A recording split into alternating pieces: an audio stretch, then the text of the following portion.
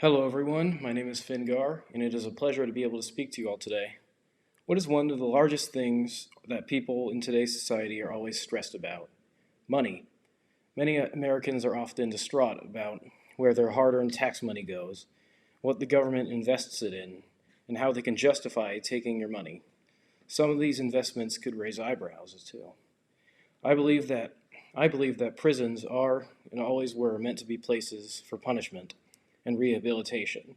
However, they are not for promoting laziness. With that being said, putting our nation's 2 million plus inmates to work would have a number of benefits. American taxpayers spend roughly $80 billion a year to keep prisons running and prisoners behind bars.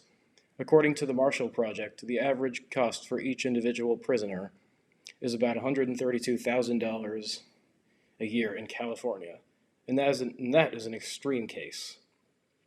There are some people out there who may think that mandating anyone to work, regardless of where they are and what they have done, is near slavery. On the contrary, it is not really fair to compare innocent people who have been unwillingly taken from their homes and put to work to people who have done some rather heinous things and are paying the price for what they have done. I believe that any American taxpayer would be in their right mind to share or discuss their thoughts on this matter. After all, if the government takes any fraction of my money or savings and plans to allocate that money into the national budget for the year, I have the right to know where it goes and how effective it is at achieving a set goal. It is rather difficult to have any expertise in prison life and economics, considering I've never been or known anyone who works or has been to prison. Towards the end of my presentation, after I've made my argument, please feel free to leave any questions, suggestions, or thoughts you may have in the YouTube comments section or shoot me a message in Canvas. I would be more than happy to talk about the subject. Like I said before, I have never been to a prison or have known anyone who has really known anyone really well or on a personal level. It is possible that some of you may know someone who has had that experience before. From what I have gathered about my fellow classmates, it seems that most of you are around the same age as me and are nervous about money or taxes. I think it will really benefit all of us to know more about the price that is paid to keep millions of people behind bars. Just imagine what could be accomplished if more people were motivated to rehabilitate themselves in a constructive way. I will start by stating the problem. Massive sums of money are allocated by the state and federal governments each year to keep prisons running at full capacity. B. Roughly 1 in 3 formerly incarcerated people are unemployed and cannot successfully reintegrate themselves into society. And taxpayers may feel that it is not fair that they have to work to keep a family fed while prisoners can sit comfortably in a guarded cell for years with 3 meals a day. Which brings me to the next point, that being the details. Starting with all federal prisons should mandate this plan to the fullest capacity possible at that moment, and construction or infrastructure projects that have been previously canceled or halted can be resumed. And prisoners will receive assurance that they will build up their resumes and keep the same privileges they had to begin with. By mandating that inmates who reside in federal prisons participate in work programs, there are several possible outcomes. The first would be an ease strain on government budget planning. The second would be a greater incentive to work, since labor would teach prisoners valuable skills for when they get out. The third is related to the second point in that someone who was once incarcerated will have built character during their time and therefore make them more likely to be hired. All of these points help inmates rehabilitate and reintegrate into society.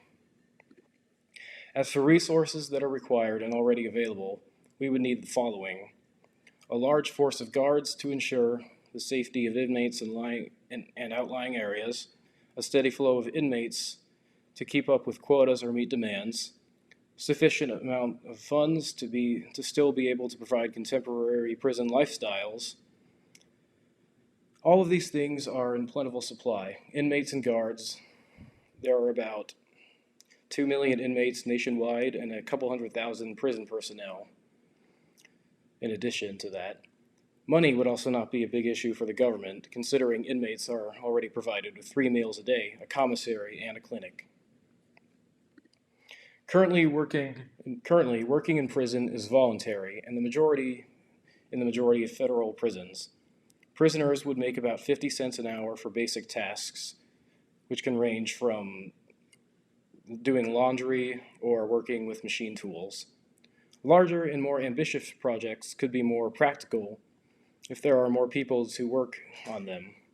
This allows for prisoners to also have a resume saying they participated in the construction of a bridge per se. One major objection to this plan would be one of ethics. During the 1930s and 1940s in the Soviet Union, under Joseph Stalin, there was a vast array of state-sponsored labor camps known as gulags. These gulags were designed to house political opponents. Some may argue that suggesting prisoners to be forced to work would be synonymous to a gulag. There are two reasons why my proposal would suggest otherwise. The first is that the people who are in our federal prisons have actually done things worthy of them being locked up for. The second is that many of the people who were imprisoned by Stalin only voiced their opinions and therefore were doing time for being political opponents. Neither of these reasons are the case here. Not only would the successful implementation of my plan bring the many benefits stated previously, it would also bring a benefit that would mean a lot to some people. I am talking about an eased burden on some families. The Marshall Project wrote an article about a Louisiana woman whose ex-husband has been in prison for 33 years as of today.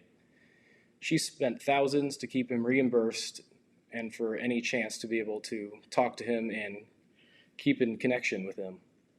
I believe that the freed up money from prisoners working to offset their expenses could be spent on helping families cover the costs that someone like Talita Hayes, mentioned in the article, pays for. Today, I spoke to you all about the problems with prison labor and costs, how the dilemma could be remedied.